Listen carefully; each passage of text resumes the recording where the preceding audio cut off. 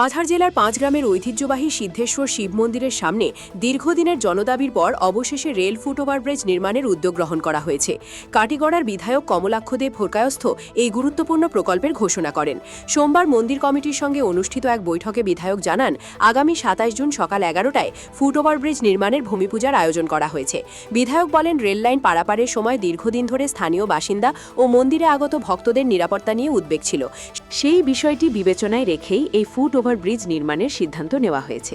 এছাড়াও সিদ্ধেশ্বর শিব মন্দিরের সৌন্দর্যায়নের লক্ষ্যে মন্দিরের সামনে তার ব্যক্তিগত তহবিল থেকে একটি পার্ক নির্মাণের উদ্যোগ নেওয়ার কথাও জানান বিধায়ক।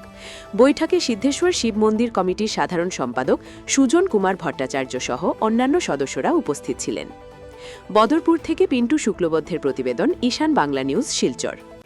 যে এই অঞ্চলের মানুষের দীর্ঘদিনের দাবি, এবং সেটা আজকের দাবি নয়, অনেক আগে থেকেই পরিচালন কমিটি বা মন্দিরের যারা জড়িত যারা সবাই এখানে মন্দিরে আসার সঙ্গে সঙ্গে একটাই দাবি করতেন যে না, আমাদের একটা এফওবির দরকার, অর্থাৎ উপর দিকে যাতে রেলটাকে যাতে আমরা ক্রস না করে উপর দিকে যাতে আমরা রেলে চলে আসতে পারি। এবং আমি বলবো যে বাবার বিশেষ আশীর্বাদের জন্য, এবং বাবার আশীর্বাদের জন্য হয়তো বা এতদিনও হয়েছে, এত ভিড় থাকে বারণী মেলা থেকে শুরু করে অনেক সময় হয়তো বা অ্যাক্সিডেন্ট হতে পারত, কিন্তু আজ পর্যন্ত কোনো অ্যাক্সিডেন্ট হয়নি। এটা আবার অলৌকিক একটা আমাদের প্রতি ভালোবাসা, আমাদের প্রতি ওনার। তো আমরা খুশি, আমরা আনন্দিত যে কাজ অ্যাওয়ার্ডও করা হয়েছে এবং অশোক দেব LLPকে সেই কাজ বরাদ্দ করা হয়েছে। ইতিমধ্যে কন্ট্রাক্টরের সঙ্গে কথা বললাম, ডিপার্টমেন্টের সঙ্গে কথা বললাম, ওনারা রেডি, কাজ শুরু করতে রেডি ওনারা। এবং যেহেতু বাবার কাজ, যেহেতু সিদ্ধেশ্বর শিব মন্দিরের কাজ, এবং যদিও ৫ কোটি, কিন্তু সেই ৫ কোটির মধ্যে আমাদের এই অঞ্চলের সনাতনীদের ভক্তি শ্রদ্ধা সব লুকিয়ে আছে, আমাদের ত্যাগ তপস্যা সব লুকিয়ে আছে। তাই আমরা সিদ্ধান্ত নিয়েছি যে ২৭ তারিখ, ইংরেজি ২৭ তারিখ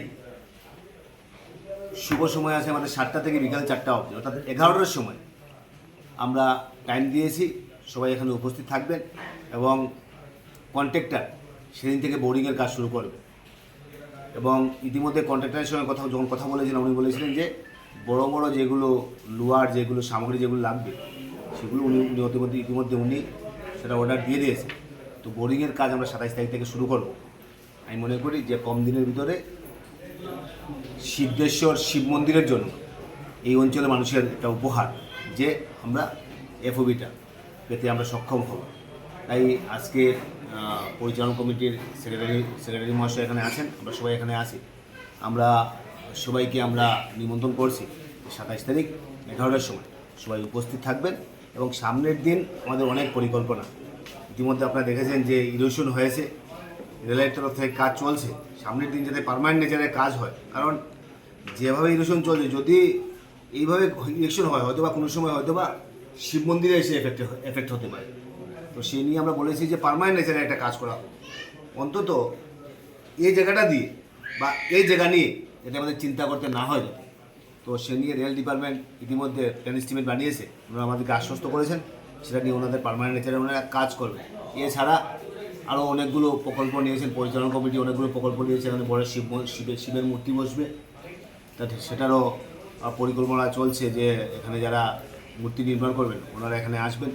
এছাড়া আমি ব্যক্তিগতভাবে পরিচালনা কমিটির সঙ্গে যোগাযোগ করে আমিও কিছুটা সিদ্ধান্ত নিয়েছি ইতিমধ্যে যে বড় একটা আমরা শিবলিঙ্গ এখানে তৈরি করার জন্য একটা ছোটোখাটো একটা পার্কের মাধ্যমে যাতে বিকেলবেলায় যাতে মানুষ বাবার দর্শন করার সাথে সাথে সেই শিবলিঙ্গ গিয়ে যাতে দর্শন করে যাবে, সেটা নিয়ে আমরা একটা সিদ্ধান্ত নিচ্ছি। সামনের দিন